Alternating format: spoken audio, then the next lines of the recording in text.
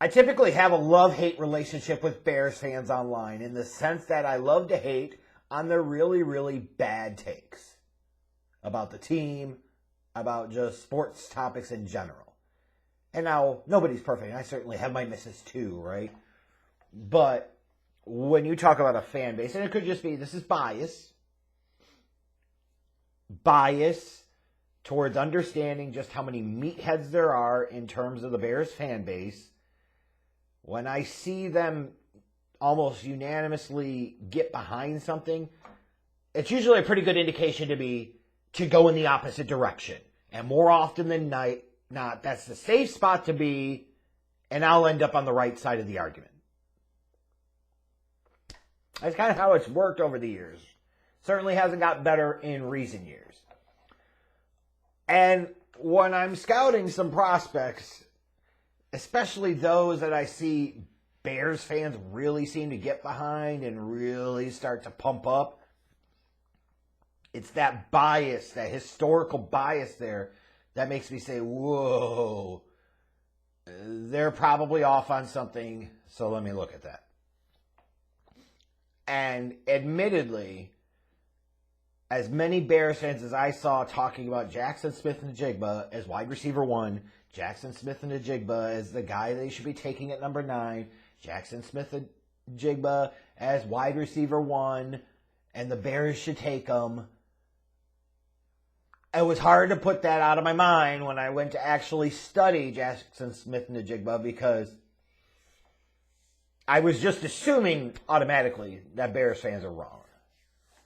And after studying Njigba, I can say confidently that I think Bears fans are fucking insane on this one. Good prospect, yes.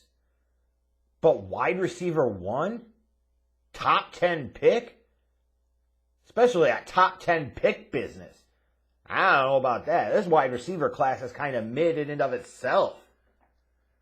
Why would you take any of these guys in the top 10? I'm just saying.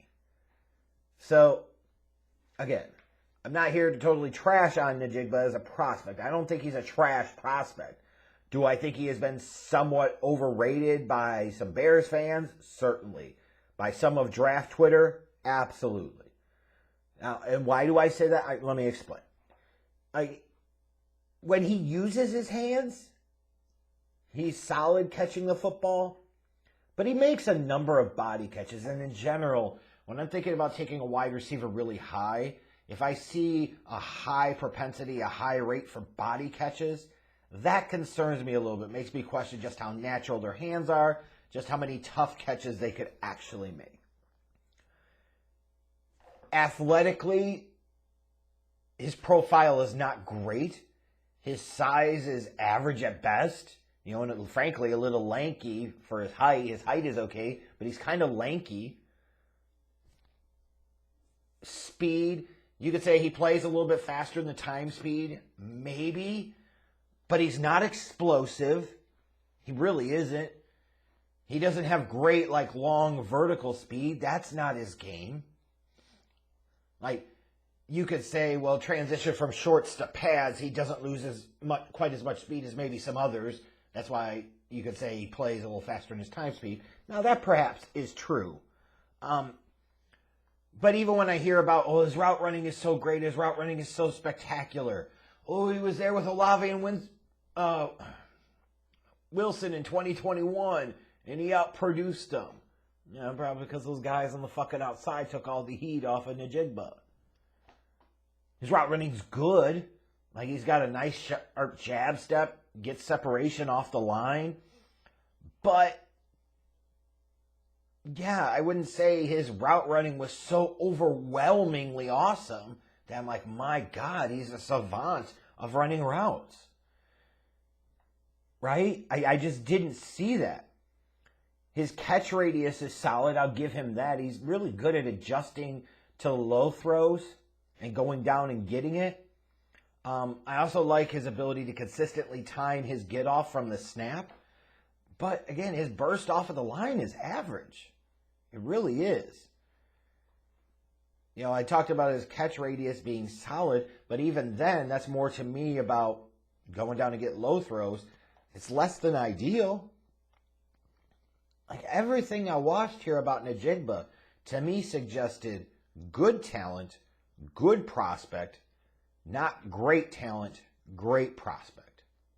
Even when you look at his run after catch, which you're talking about a guy that you primarily project to the slot, which is where Njigba projects, right? You sit there and you say, this is a guy that isn't great in terms of run after the catch. He's okay. Like when he sits down and catches the ball in the hole in the zone, he's got a quick turnaround. He can get some separate, he can make defenders miss, but his open field agility and make you miss and creativity as a runner after the catch is not spectacular.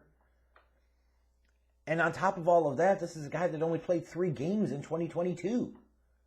So a season you would have really looked at him to say, well, he could really establish himself as wide receiver 1. He could really show himself as being that dude. What folks are mostly grading him on is 2021. Think about that. They're grading him off of 2 years ago, basically now, when he was the team's number 3 wide receiver.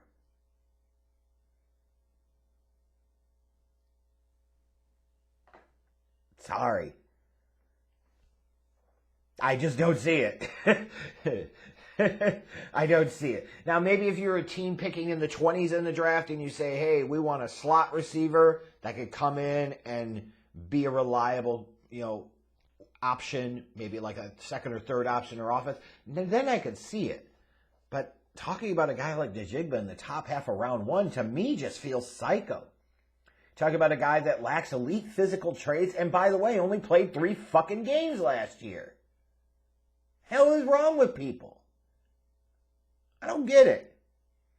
I compared him to Robert Woods, and ironically enough, going years back, Robert Woods was somebody I was really high on coming out of USC, and initially it kind of let me down a little bit, and then he, found his niche in the NFL and had a nice career. So I look at Njigba and say, if he could have a Robert Woods type of career, or a slightly lesser Devontae Smith maybe, you'll be okay. But again, type of guy that you would take late in round 1, early to mid round 2. Not a guy that you should be taking in the top half of round 1. He's just not.